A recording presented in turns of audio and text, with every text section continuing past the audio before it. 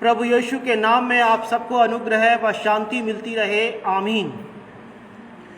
Romeo का 12वां अध्याय, Romeo की पुस्तक उसका 12वां अध्याय और उसका 17 वचन और उसके आगे तक मैं धीरे धीरे इसको पढ़ूंगा और इस वचन को आज हम समझने का प्रयास करेंगे। रोमियो 12 और उसका 17 वचन का लिखा है, बुराई के बदले किसी से बुराई ना करो। बुराई के बदले किसी से बुराई ना करो। जो बातें सब लोगों के निकट भली हैं उनकी चिंता किया करो। जहां तक हो सके तुम भरसक सब मनुष्यों के साथ मेल मिलाप रखो। सब मनुष्यों के साथ क्या रखो? मेल मिलाप रखो। हे प्रियो, बदला ना लेना। हे प्रियो, बदला ना लेना, परंतु परमेश्वर के क्रोध को अवसर दो, मौका दो। परमेश्वर के क्रोध को क्या दो? अवसर दो, क्योंकि लिखा है, बदला लेना मेरा काम है। बदला लेना परमेश्वर का काम है। प्रभु कहता है, मैं ही बदला दूंगा। बदला देना परमेश्वर का काम है। प्रभु कहता है, मैं ही बदला दूंगा। परंतु यदि तेरा बैरी भूखा हो तो उसे खाना खिला। परंतु यदि तेरा बैरी भूखा हो तो उसे खाना खिला। यदि प्यासा हो तो उसे पानी पिला। यदि प्यासा हो तो उसे पानी पिला, क्योंकि ऐसा करने से तू उसके सिर पर आग के अंगारों का ढेर लगाएगा। ऐसा करने से तू उसके सिर पर आग के अंगारों का ढेर लगाएगा। वचन 21 वचन लिखा है, बुराई से ना हारो, परंतु भलाई से बुराई को जीत लो। हालेलुया। प्रभु के वचन के पढ़े सुने जाने पर आशीष हो, आमीन। बुराई के बदले बुराई ना करो। सब लोगों से मेल मिलाप रखो। बदला मत लो, क्योंकि बदला लेना परमेश्वर का काम है। बदला लेना परमेश्वर का काम है। आगे लिखा है, यदि तेरा बैरी भूखा हो तो उसे भोजन खिला। यदि वो प्यासा हो तो उसे पानी पिला। और ऐसा करने के द्वारा तू उसके सिर पर अंगारों का ढेर लगाएगा। अंगारों का ढेर लगाएगा कैसे करने के द्वारा? कि अगर बैरी भूखा है तो उसे भोजन खिला दो, प्यासा है तो उसे पानी पिला दो। और ऐसा करने के द्वारा तू उसके सिर पर अंगारों का ढेर लगाएगा, आग का ढेर लगाएगा। बुराई से ना हारो, परंतु भलाई से बुराई को जीत लो। प्रभु का वचन सबको आज हिम्मत दे, इस बात को सहायता करे। वचन के पढ़े सुने जाने पर भी एक बार फिर से आशीष हो। बुराई से ना हारो, परंतु भलाई से बुराई को जीत लो। हम सबके जीवनों में कोई ना कोई बैरी रहता है। कभी कभी पड़ोस में रहने वाले लोग ही बैर करने लगते हैं। कभी कभी रिश्तेदार भी बैरी बन जाते हैं। एक सच्ची घटना मुझे याद आती है। मेरे पास के गांव के एक गांव में एक भाई जो छोटा था, उसको उसकी बहन जो बड़ी थी और उसके बहनोई ने इसलिए मार दिया कि इसकी सारी प्रॉपर्टी पर उनका अधिकार हो जाए। सारी प्रॉपर्टी पर उनका अधिकार हो जाए। भाई छोटा था, बहन बड़ी थी। वचन भी लिखा है कि मनुष्य के बैरी उसके अपने घर ही के लोग होंगे। कई बार बैरी बाहर का नहीं, हमारे घर के अंदर होता है। हमारे ही परिवार में बैरी होता है। पिछले रविवार को हमने यूसुफ नामक एक मनुष्य के बारे में परमेश्वर के वचन से जाना था, जिसके 10 भाई उसको मारना चाहते थे, क्योंकि यूसुफ को परमेश्वर ने चुना था एक बड़े काम के लिए, और यूसुफ को स्वप्न मिला करते थे, और यूसुफ का पिता भी यूसुफ से ज्यादा प्यार किया करता था और भाइयों की अपेक्षा।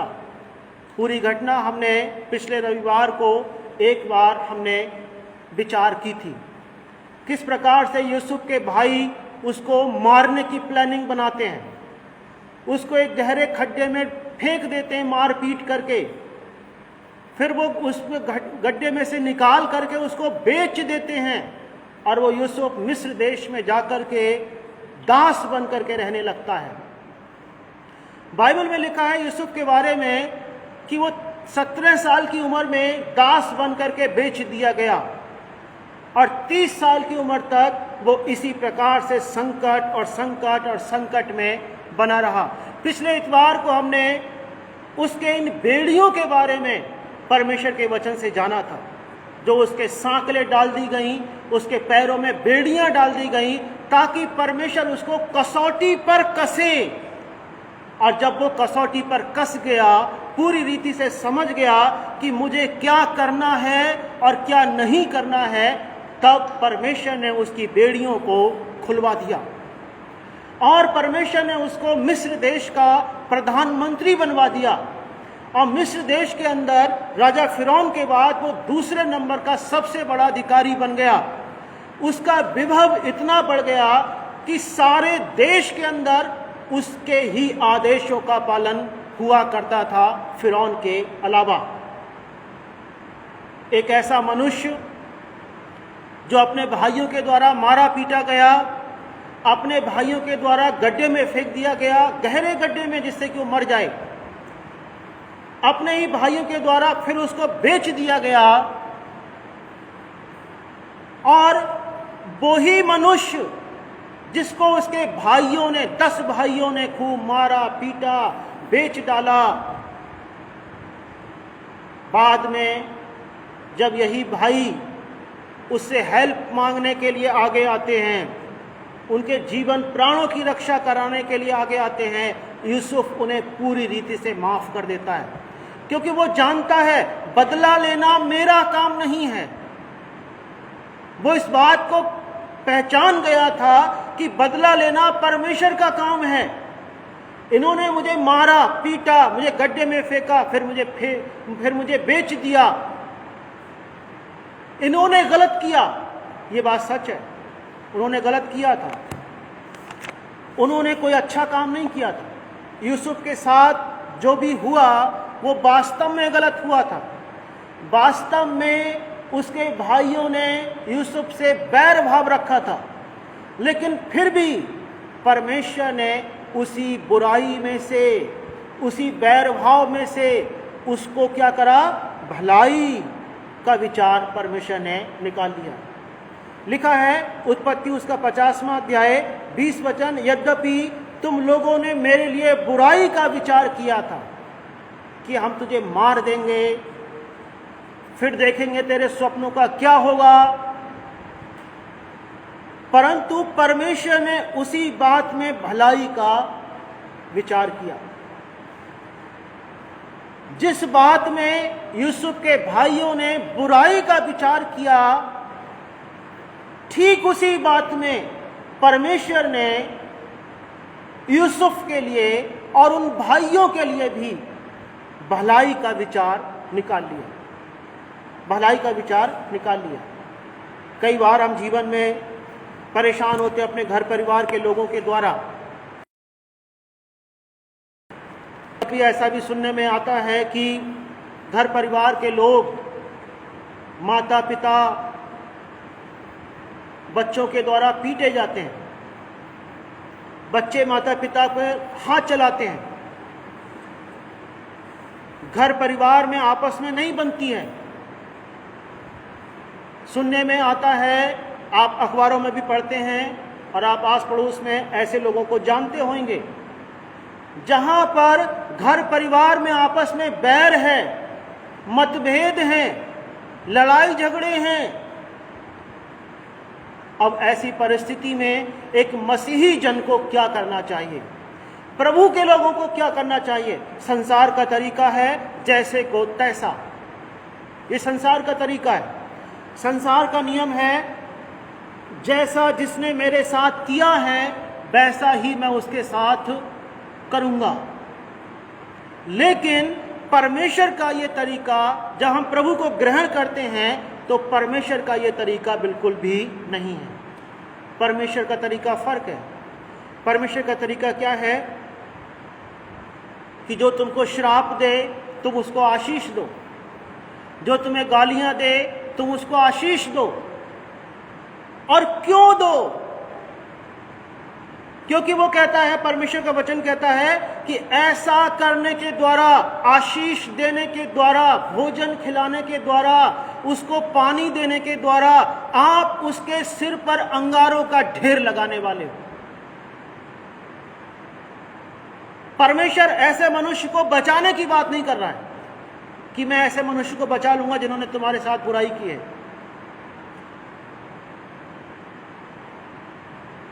कि मैं ऐसे मनुष्य के साथ भलाई करूंगा जिसने तुम्हारे साथ बुराई की है। ऐसा नहीं लिखा है वचन के अंदर। लेकिन वचन के अंदर क्या लिखा है? बदला लेना मेरा काम है। बदला लेना परमेश्वर का काम है। बदला लेना मनुष्यों का काम नहीं है। न्याय करना मनुष्यों का काम, यहां पर पृथ्वी के लोगों का काम नहीं है न्याय करना।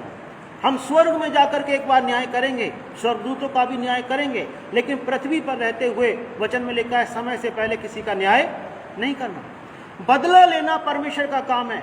और परमेश्वर वचन के हिसाब से आप देखेंगे परमेश्वर ऐसा बदला लेना चाहता है जैसा आप उस मनुष्य से ले भी नहीं सकते। परमेश्वर ने यूसुफ के भाइयों से पूरा बदला लिया, उनको नीचे झुका दिया।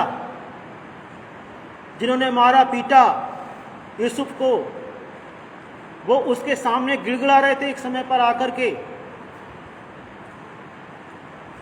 अपने प्राणों की रक्षा के लिए उससे प्रार्थना कर रहे थे। और ना केवल ये, बाइबल में वचन में लिखा है कि यूसुफ के मरने के बाद जो नया फिरौन आया, यूसुफ को नहीं जानता था। इजरायली लोगों को उस फिरौन ने दास बना लिया। उन सारे लोगों को जो मिस्र में गए थे, उनकी संतानें, उस फिरौन ने उन सबको दास बना लिया। जैसे यूसुफ दास बना करके बेचा गया था, इजरायली भी लगभग 400 साल के लिए दासता में रहे। जिस प्रकार से यूसुफ को मारने की कोशिश करी थी, ठीक उसी प्रकार से इजरायलियों के पहलोठे भी फिरौन ने मरवा दिए थे। बहुत सारे बच्चे इजरायलियों के मार दिए गए थे। परमेश्वर न्यायी परमेश्वर है। यूसुफ तो 13 साल के लिए गुलामी में रहा, लेकिन इजरायली 400 साल तक गुलामी में बने रहे। एक अकेले इंसान को मारने की कोशिश करने का परिणाम इजरायलियों को मिला कि उनमें से बहुतेरे, उनके बहुत सारे पहलोठे बच्चे मार दिए गए। इसके बाद भी परमेश्वर ने फिर मिस्रियों के बच्चों को भी मारा, जिन्होंने मारे थे उनके भी बच्चों को मारा। लेकिन एक प्रश्न है, परमेश्वर ने अपनी चुनी हुई प्रजा को, परमेश्वर ने अपने चुने हुए लोगों को 400 साल, लगभग 400 साल की गुलामी में मिस्र देश में क्यों रखा? क्यों रखा? क्योंकि यूसुफ को भी इन्हीं भाइयों ने, इन्हीं इजरायलियों ने 13 साल के लिए गुलामी में जाकर के बेच डाला। जो कुछ यूसुफ के साथ किया, परमेश्वर ने सारा का सारा न्याय चुकाया। और 400 साल तक परमेश्वर वो न्याय चुकाता ही रहा। वो संख्या में बढ़ते गए, लेकिन फिर भी वो उन फिरौन और मिस्र के राजा के द्वारा और मिस्रियों के द्वारा इतना सताए गए कि वो परमेश्वर को पुकारने लगे, हे परमेश्वर अब हमें बचा ले। देखिए, जब हम कोई काम गलत करते हैं किसी के साथ, चाहे अपने घर परिवार के लोगों के साथ करें या अपने ऑफिस में किसी के साथ करें या कहीं पर भी करें, जो इंसान गलत करता है उसके मन में एक डर समाया रहता है। वो डरता रहता है कि मैंने गलत किया है। पहला तो ये कि मेरा ये जो गलत काम मैंने किया है ये कहीं सब लोगों के सामने प्रकट ना हो जाए, और फिर प्रकट हो जाए तो फिर वो डरता है कि अब इसका परिणाम क्या होगा। यूसुफ के भाई पहले तो यही कोशिश करते रहे कि ये जो मामला है वो प्रकट ना हो कि हमने यूसुफ को मार दिया। फिर जब ये मामला प्रकट हो गया कि यूसुफ के भाइयों ने उसको बेच डाला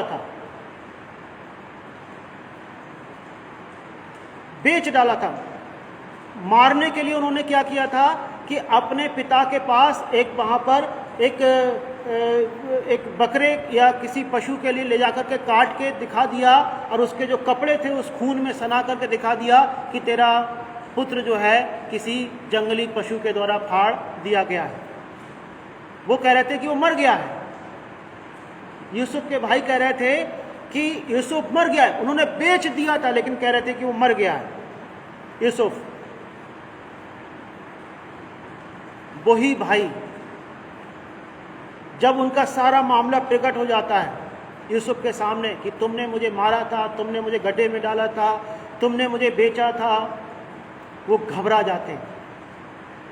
और जब उनके पिता की मृत्यु हो जाती है वो यूसुफ के पास आते हैं, रिक्वेस्ट करते हैं, और डर उनके हृदय में तब भी बना हुआ था कि अब यूसुफ हमसे बदला लेगा। तो जो इंसान गलत करता है उसके मन में डर बना रहता है, उसका मन भयभीत रहता है, वो सोचता रहता है कि मैंने कुछ गलत किया है, और वो उससे बचने की प्रयास भी करता रहता है। यूसुफ के भाइयों ने उससे रिक्वेस्ट करी। यूसुफ ने ये नहीं कहा कि देख मैं अब तुमसे बदला लूंगा। यूसुफ ने कहा कि कोई बात नहीं, मैं परमेश्वर नहीं हूं, मैं परमेश्वर के स्थान पर भी नहीं हूं। और लिखा क्या है, मत डरो, क्या मैं परमेश्वर की जगह पर हूं। क्या कह रहा है कि यूसुफ कह रहा है बदला लेना मेरा काम नहीं है, बदला लेना परमेश्वर का काम है। बदला लेना मेरा काम नहीं है, बदला लेना किसका काम है? परमेश्वर का काम है। यूसुफ ये नहीं कह रहा है कि तुम्हें माफी मिल गई, तुम्हारे साथ अब कभी गलत नहीं होगा। यूसुफ कह रहा है मैं परमेश्वर की जगह पर नहीं हूं, तुमने गलत किया, बदला तुम्हारा कौन करेगा? परमेश्वर करेगा। यद्यपि तुम लोगों ने मेरे लिए बुराई का विचार किया था, परंतु परमेश्वर ने उसी बात में भलाई का विचार किया, जिससे वो ऐसा करे कि जैसा आज के दिन प्रकट है कि बहुत से लोगों के प्राण बचे हैं। और यूसुफ ने अपने भाइयों को सारा भोजन, सारी इंतजाम वो करता गया, क्योंकि वो जानता था कि बदला लेना परमेश्वर का काम है।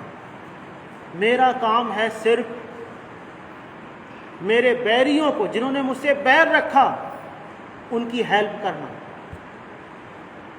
यूसुफ उनका पालन पोषण करता रहा जब तक वो अपने पद पे बना रहा। यूसुफ अपने भाइयों का, जिन्होंने उसको मारने की कोशिश करी थी, उनका पालन पोषण करता रहा, और ऐसा करने के द्वारा वो उनके सिर पर अंगारों का ढेर लगाता रहा। वो माफी नहीं मिली उनको, बस यूसुफ ने बदला नहीं लिया।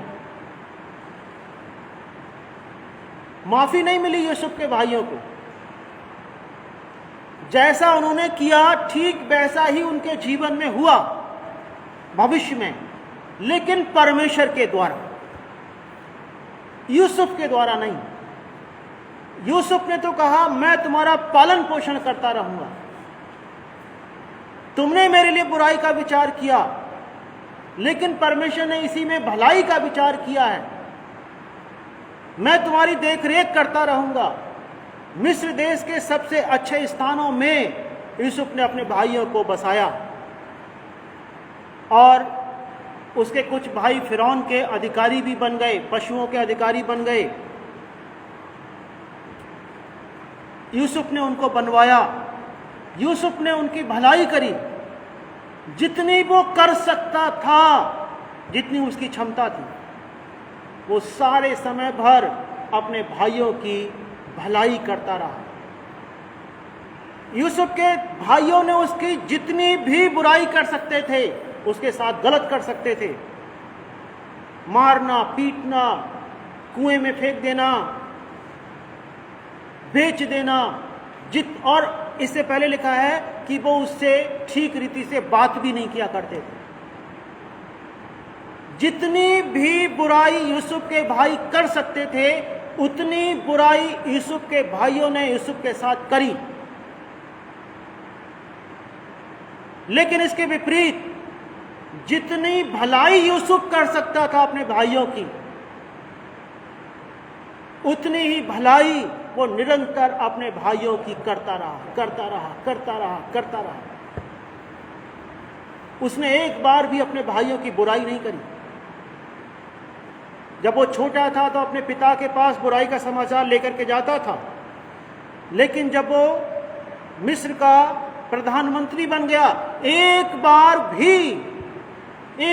भी उसने अपने भाइयों का कोई भी ना बदला लेने की कोशिश करी, ना कोई बुराई करी, वरन उनको अच्छे से अच्छी रीति से गोशेन देश में बसवाया, गोशेन क्षेत्र में बसवाया, फिरौन के पशुओं का अधिकारी बनवा दिया।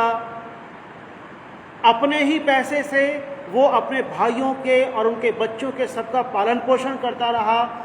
जितनी भलाई वो कर सकता था, यूसुफ ने अपने भाइयों की उतनी ही भलाई करी।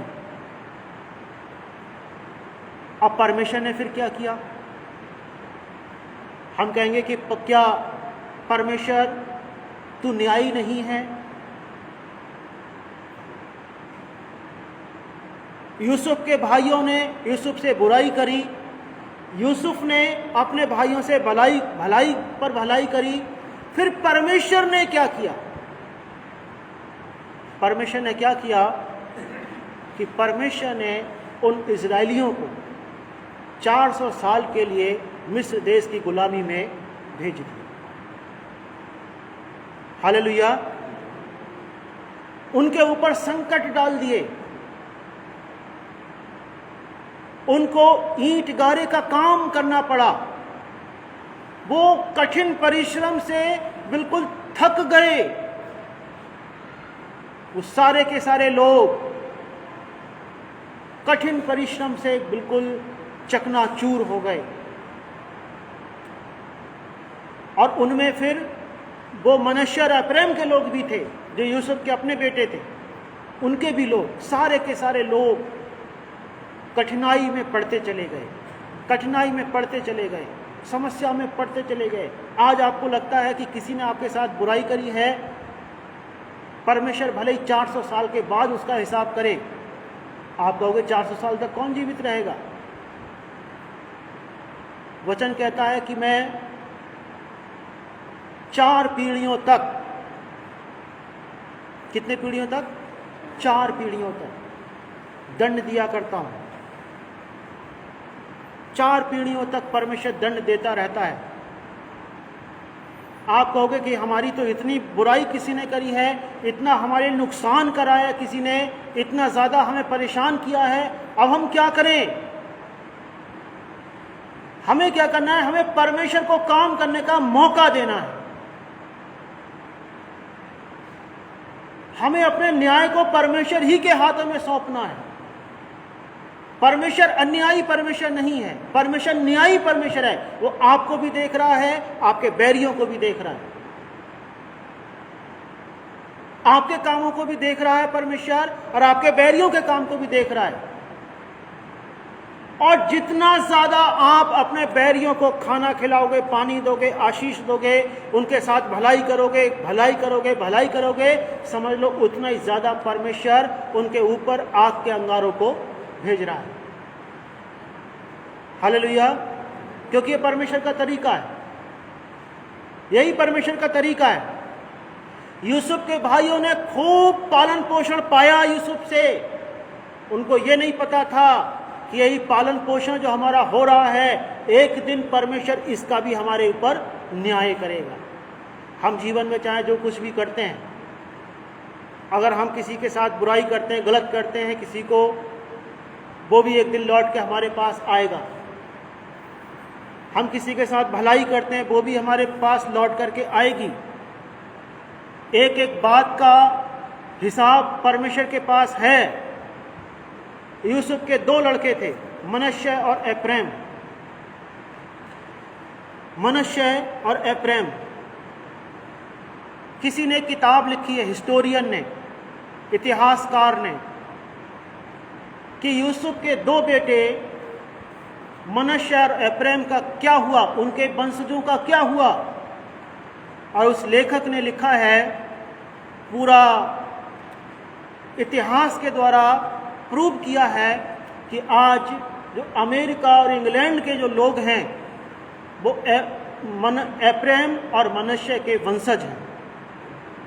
किताब में लिखा, इतिहासकार ने, और ये कई किताबें इस विषय पर लिखी गई हैं कि एप्रैम और मनश्शे जो यूसुफ के लड़के थे, बेटे थे, अमेरिका और इंग्लैंड के लोग आज एप्रैम और मनश्शे के वंशज, उस इतिहासकार ने लिखा है।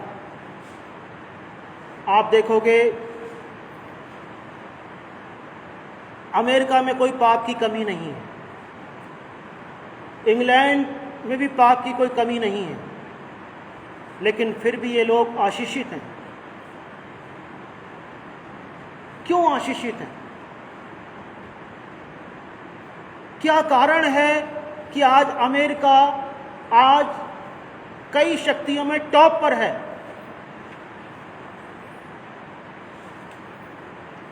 दुनिया भर के देशों को आज अमेरिका प्रभावित करता है।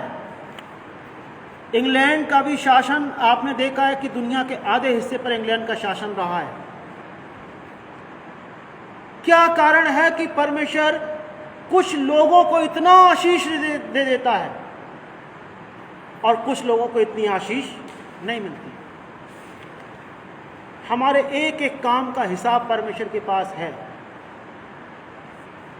आज अमेरिका, इंग्लैंड इतना आशीषित इसलिए है क्योंकि जैसा माना जाता है कि उसके जो जहां से उनका ये वंश चला, यूसुफ के दो लड़के मनश्शे और एप्रैम, क्योंकि यूसुफ ने भलाई करी थी। यूसुफ ने उन लोगों की, अपने भाइयों की, जिन्होंने उसकी हत्या करने की कोशिश करी, भलाई करी थी। इसीलिए परमेश्वर ने यूसुफ को इतना आशीषित किया कि जब याकूब ने यूसुफ को आशीषें देना शुरू करी, सबसे ज़्यादा आशीषें यूसुफ के घराने को मिली। सबसे ज़्यादा आशीषें यूसुफ के घराने को मिली। उत्पत्ति उसका 49वां अध्याय और 22 वचन से लेकर के और 26 वचन तक वो आशीषों का जिक्र है। यूसुफ की आशीषें वो इतनी बढ़ती चली गईं क्योंकि यूसुफ ने बुराई के बदले बुराई नहीं करी, लेकिन बुराई के बदले भलाई करी। हालेलुया।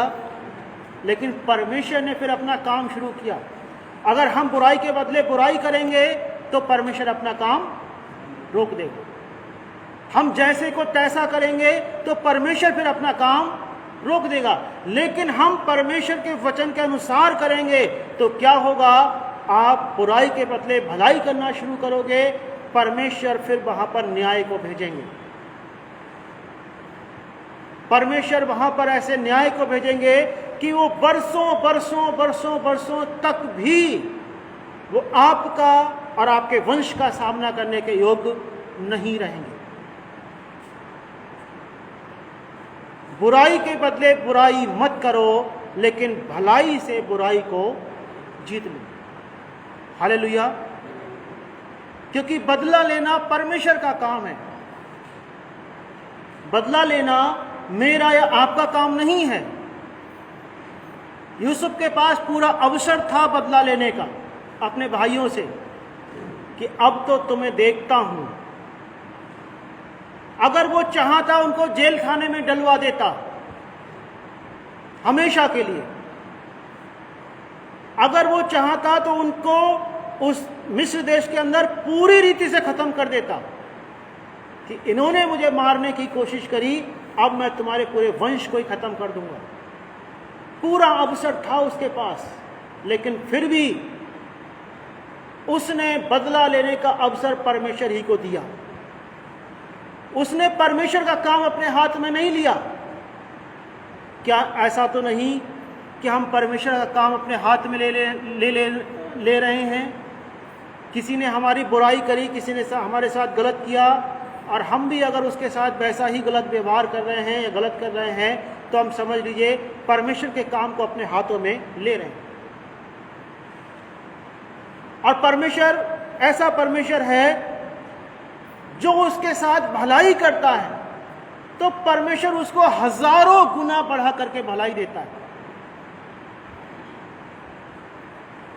जिसने भी परमेश्वर के साथ, परमेश्वर के लोगों के साथ भलाई करी है, परमेश्वर उसको हजारों गुना बढ़ा करके भलाई को भेजता है।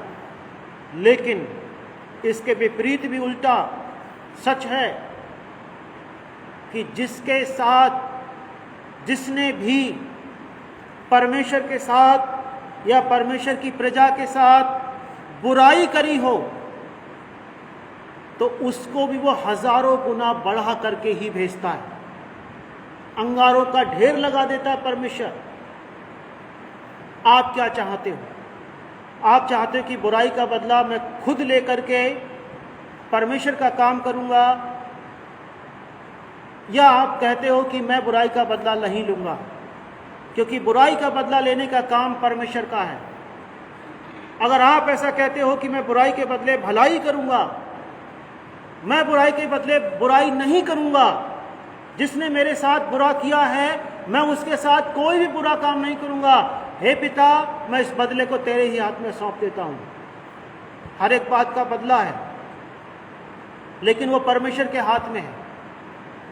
यीशु मसीह को जिन लोगों ने क्रूस पर चढ़ाया, यीशु ने उनको माफ कर दिया कि हे पिता इन्हें क्षमा कर, क्योंकि ये नहीं जानते कि ये क्या कर रहे हैं।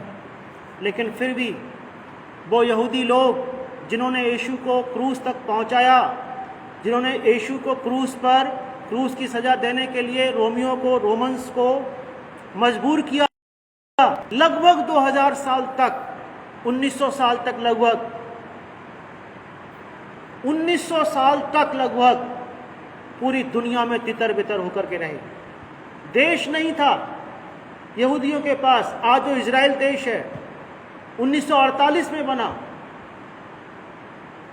लगभग 1900 साल तक इन यहूदियों के पास अपना देश तक नहीं था।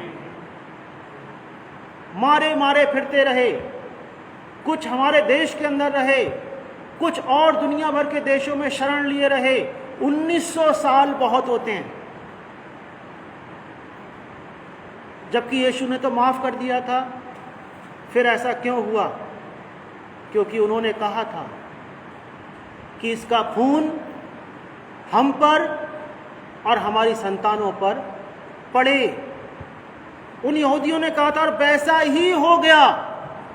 लगभग 1900 साल तक वो दर बदर रहे, अपने देश से बाहर रहे, क्योंकि बदला देना परमेश्वर का काम है। बदला देना मनुष्यों का काम नहीं है। हमारा काम है जिसने हमारे साथ गलत किया है हम उसके साथ भला करें। जिसने हमारे साथ कोई गलत व्यवहार किया है हम उसके साथ सही व्यवहार करें। जिसने हमारे साथ हमारे ऊपर कोई जादू टोना तंत्र मंत्र विद्याएं करी हैं हम उनके विरोध में कोई काम ना करें, लेकिन हम उनको आशीर्वाद दें। और आप देखना, जब आप अपना काम करोगे, आपका बैरी अपना काम करेगा, तो परमेश्वर भी निश्चय ही अपना काम करेगा। हालेलुया। परमेश्वर भी अपना काम करेगा। और फिर परमेश्वर क्या करेगा?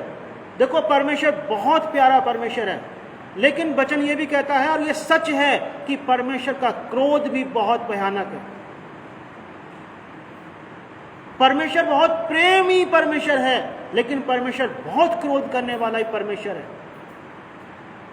वो अपने शत्रुओं का पूरी रीति से विनाश कर डालता है। बाइबल में लिखा है कुछ जातियों के विषय में, आज वो पृथ्वी पर नहीं है।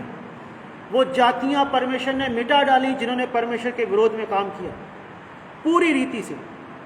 एक भी वंशज उनका आज पृथ्वी पर नहीं है जिन्होंने परमेश्वर के विरोध में काम किया, क्योंकि परमेश्वर बहुत क्रोधी परमेश्वर भी है। परमेश्वर बहुत प्रेमी भी परमेश्वर है, लेकिन जब परमेश्वर को कोई इंसान इतनी रिस दिला देता है तो उसके क्रोध को फिर शांत कर पाना मुश्किल बात है। लेकिन प्रार्थनाओं के द्वारा हम परमेश्वर से प्रार्थनाओं के द्वारा एक क्षमा को प्राप्त कर सकते हैं। हालेलुया। मूसा से परमेश्वर ने कहा कि मूसा, अब मैं तुझसे एक नई जाति बनाऊंगा और इन इजरायलियों को मैं अभी आग से भस्म कर देता हूं। इनमें से एक को भी, क्योंकि इन्होंने मेरे विरोध में काम किया है, ये मेरी नहीं सुनते, अब मैं इन्हें आग से अभी भी भस्म कर देता हूं। वो तो अच्छी बात यह हुई कि मूसा प्रार्थना करने लगा। अगर मूसा ने प्रार्थना नहीं करी होती, मूसा ने उस वक्त बुद्धिमानी के साथ अपने घुटनों को नहीं टेका होता, तो परमेश्वर इजरायलियों को पूरी रीति से खत्म कर डालता। वो क्रोधी भी है, वो प्रेमी भी बहुत है, और प्रेमी भी इतना है कि मूसा गिड़गिड़ाने लगा कि नहीं परमेश्वर, इससे आपकी बदनामी होगी। इनको अगर मार डालोगे तो आपकी बदनामी होगी कि ये लोग परमेश्वर जो है इनको मिस्र से निकाल ले आया, लेकिन इनके जो कनान की भूमि है वहां तक पहुंचा नहीं पाया। और मूसा गिड़गिड़ा कर प्रार्थना करने लगा, तो परमेश्वर प्रेमी भी बहुत परमेश्वर है। उसने कहा ठीक है, मैंने तेरी प्रार्थना सुन ली, लेकिन क्या होता है कि जितने भी लोग मिस्र देश से निकले, जो 20 साल से अधिक उम्र के थे, 6 लाख पुरुष, स्त्रियां, बच्चे, पुरुष 6 लाख, उनमें से केवल 2 लोग कनान की भूमि पर पहुंच पाए, यहोशू और कालेब। बाकी सबको परमेश्वर ने 40 साल तक जंगल में घुमा करके सांपों के द्वारा, बिच्छुओं के द्वारा, अलग अलग तरीकों के द्वारा हर एक को उसी जंगल में मार डाला जो 20 साल से अधिक उम्र के थे, और उनकी हड्डियों को उसी जंगल के अंदर गला दिया। परमेश्वर प्रेम बहुत करता है, परमेश्वर क्रोध भी बहुत करता है। अगर हमने कोई गलत काम, किसी के व्यवहार के साथ कुछ गलत किया है, हम में से किसी ने, तो आज बेहतर होगा कि हम परमेश्वर से माफ़ी मांगें। परमेश्वर माफ़ भी करने में बहुत सक्षम है, लेकिन परमेश्वर क्रोध करने में भी सक्षम है। हम परमेश्वर को काम करने का पूरा अवसर दें। परमेश्वर के क्रोध को भी लिखा है जैसा कि परमेश्वर के क्रोध को अवसर दो, और जिसने आपके साथ गलत किया है आप उसके साथ भला करो, भला करो, भला करो। आप देखोगे कि एक दिन आपके वंश के लोग, आपके परिवार के लोग उन सब से आगे और आगे और आगे, इतना आगे निकल जाएंगे कि जिन्होंने बुरा किया है वो उसको छू भी ना पाए, वो उसको छू भी ना पाए। परमेश्वर एक गैप बना देता है, इतनी दूरी कर देता है परमेश्वर। जिसने बुरा किया उसको इतना नीचे पहुंचा देता है परमेश्वर, जिसने अच्छा भला किया उसके उतना ऊपर कर देता है कि वो बुरा करने वाले लोग भला करने वाले लोगों को छू भी ना पाए। हालेलुया। जिससे कि अब ये कोई बुरा कर ही ना पाए। परमेश्वर दंड भी व्यर्थ में नहीं भेजता है किसी भी मनुष्य पर, क्योंकि वचन में लिखा है कि परमेश्वर दुष्टों की मृत्यु से प्रसन्न नहीं होता। परमेश्वर दंड भी भेजता है तो उसका एक कारण होता है, उस दंड को भेजने का भी एक कारण होता है। अब वो दंड क्यों भेजता है? जिससे कि जो इधर है वो उधर ना जा सके और जो उधर है वो इधर ना आ सके। लाजर और धनवान के दृष्टांत में आप वहां पर देखते हैं कि जब धनवान मनुष्य अब्राहम से रिक्वेस्ट करता है, प्रार्थना करता है, हे पिता अब्राहम लाजर को भेज दे, उस समय अब्राहम उसको उत्तर देता है कि तूने जो अच्छा प्राप्त करना था तूने कर लिया, और जो कुछ लाजर को प्राप्त करना था गलत वो उसने कर लिया, और इसके अलावा भी कुछ है क्या? तेरे और हमारे बीच में एक ऐसी खाई ठहराई गई है कि कोई जो इस तरफ से उस तरफ जाना चाहे वो नहीं जा सकता, और जो उस तरफ से इस तरफ आना चाहे वो नहीं आ सकता। परमेश्वर आपके विरोध में काम करने वालों को इसीलिए इतना नीचा करना चाहता है कि फिर कभी जीवन में वो आपके खिलाफ काम करने की सोच भी ना पाए। इतना गैप बना देता है परमेश्वर, इतना दूरी बना देता है। दूरी रिश्तों की नहीं, लेकिन दूरी क्या? अहमियत की। वो परमेश्वर ने यूसुफ को इतना ऊंचा बना दिया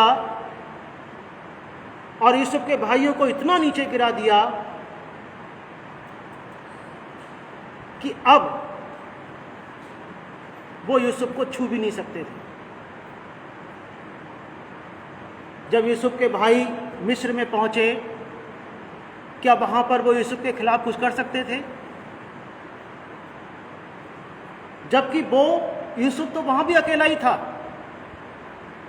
फिरौन उसके ऊपर राजा था, उसके 2 बेटे थे, लेकिन इन 10 भाइयों के तो बहुत बच्चे थे। वचन में लिखा है 70 लोग आए थे ये निकल के वहां से। संख्या में वो भाई उस वक्त भी ज्यादा थे जब ये मिस्र देश में आए, लेकिन प्रतिष्ठा में, वैभव में, धन संपत्ति में यूसुफ इतना आगे था कि उसके भाई उसको छू भी नहीं सकते थे। क्या होता अगर यूसुफ के भाई भी उतने प्रतिष्ठित होते? तो वो 10 भाई मिलकर के फिर भी यूसुफ को मारने की कोशिश कर सकते थे, क्योंकि वो अकेला था। 2 ही लड़के थे उसके, मनश्शे और प्रेम। एक पत्नी थी, पत्नी का परिवार रहा होगा जो भी रहा होगा, लेकिन इनके पास तो बहुत थे, 10 भाई और 10 के और बच्चे। लेकिन परमेश्वर ने ऐसा गैप कर दिया, परमेश्वर आपके बैरियों और आपके बीच में ऐसा गैप कर देगा कि वो आपको देखने के लिए भी उन्हें क्या करना पड़े? अपनी नजर आसमान तक उठानी पड़े। इसीलिए परमेश्वर आपको ऊंचा रखेगा। परमेश्वर ने वचन में लिखा है कि मैंने तुझे सिर ठहराया है, पूछ नहीं। सिर ठहराया है, पूछ नहीं। ऊंचा ठहराया है, नीचे नहीं। आगे ठहराया है। वचन में लिखा है कि यीशु मसीह के लिए भी जब शैतान ने रौंदना चाहा, मार देना चाहा, पूरी रीति से खत्म कर देना चाहा, लेकिन यीशु मसीह जो निष्पाप निष्कलंक मेमने थे, वो मृत्यु पर जय पा करके वो क्या करते हैं? परमेश्वर पिता के सिंहासन पर जाकर के, उसके दाहिने हाथ पर जाकर के वो बैठ जाते हैं। वो पद पाते, सबसे ऊंचा नाम वो पाते हैं। क्यों? और फिर वचन में लिखा है एक जगह पर कि हर एक घुटना यीशु के आगे झुकेगा, शैतान भी झुकेगा। जो पहले झुकने से इनकार करता था, हर घुटना झुकेगा। यीशु मसीह को इसलिए वो ऊंचा पद मिला, ऊंचा पद मिला और ऊंचा पद मिला, वो श्रेष्ठ सर्वश्रेष्ठ नाम मिला, ताकि कोई भी शैतान की ताकत फिर यीशु को और उसकी कलीसिया को और उनके लोगों को छू भी ना सके। अंत के दिन में, लास्ट में जब न्याय होगा, तो शैतान को क्यों अतः कुंड में भेज दिया जाएगा? क्यों शैतान को फिर हमेशा के लिए, उसके दूतों को आग में, नरक की आग में हमेशा के लिए भेज दिया जाएगा? परमेश्वर तो तर्कशील परमेश्वर है। परमेश्वर कोई काम यूं ही नहीं करते। ऐसा नहीं करते कि बस मन में आया तो कर दिया, कि मन में आया तो यीशु मसीह को स्वर्ग के सबसे ऊंचे स्थान पर बैठा दिया, मन में आया। नहीं, हर एक बात का कारण है। कि शैतान को बिल्कुल नीचे भेज दिया, मन में आया, नहीं, हर एक बात का कारण है। आपके दुश्मनों को परमेश्वर आपके पैरों तले कुचल देगा, उसका कारण है कि ताकि वो आपके खिलाफ सिर को ना उठा सके। हालेलुया। यीशु मसीह को इसलिए ऊंचा नाम, ऊंचा पद मिला, ताकि फिर कभी कोई भी यीशु के खिलाफ कोई षड्यंत्र वहां पर ना रख सके।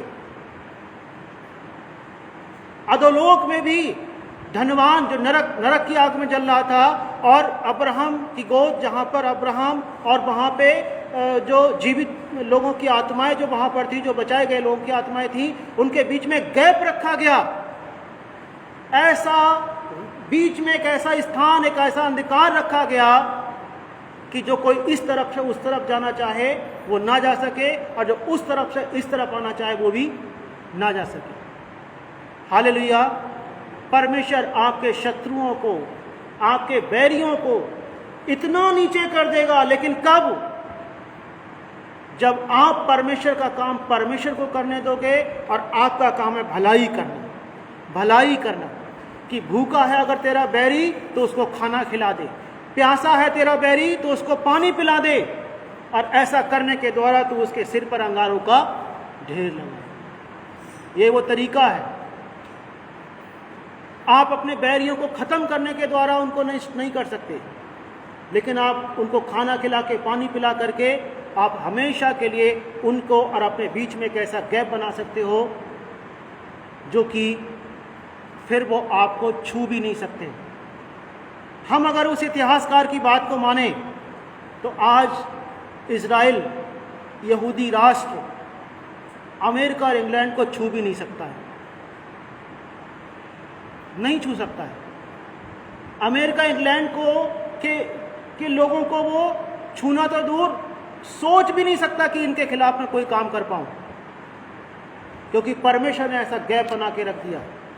यहूदी लोगों को परमेश्वर ने चारों तरफ से ऐसे रास्तों से भर दिया है कि चारों तरफ दुश्मन ही दुश्मन है, उन्हीं में उलझे रहो, उन्हीं में उलझे रहो। तुम मेरे लोगों को छू भी नहीं सकते, तुम मेरे लोगों के खिलाफ आंख भी उठा करके नहीं देख सकते।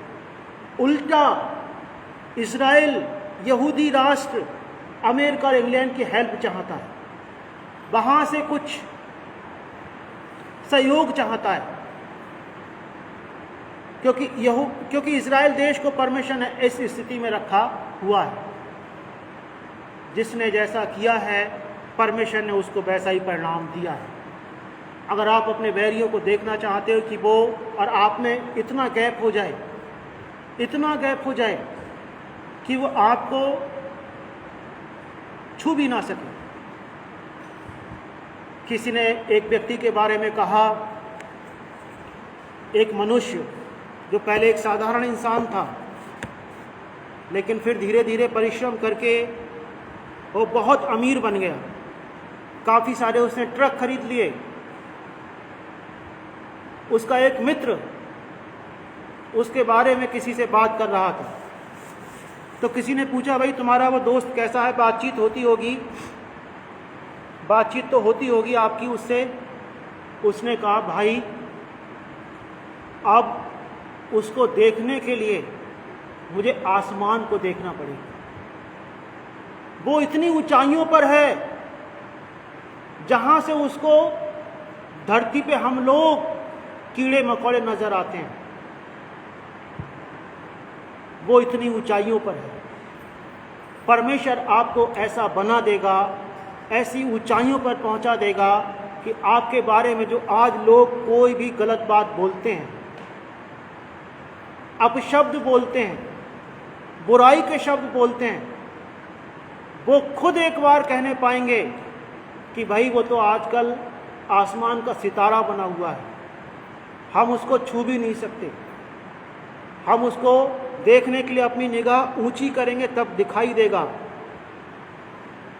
हम उसके खिलाफ कोई भी काम नहीं कर पाएंगे, हम उसके खिलाफ अगर करना भी चाहें तो हम अपने मन में सोचेंगे भी तो भी हम कुछ भी उसके खिलाफ नहीं कर सकते।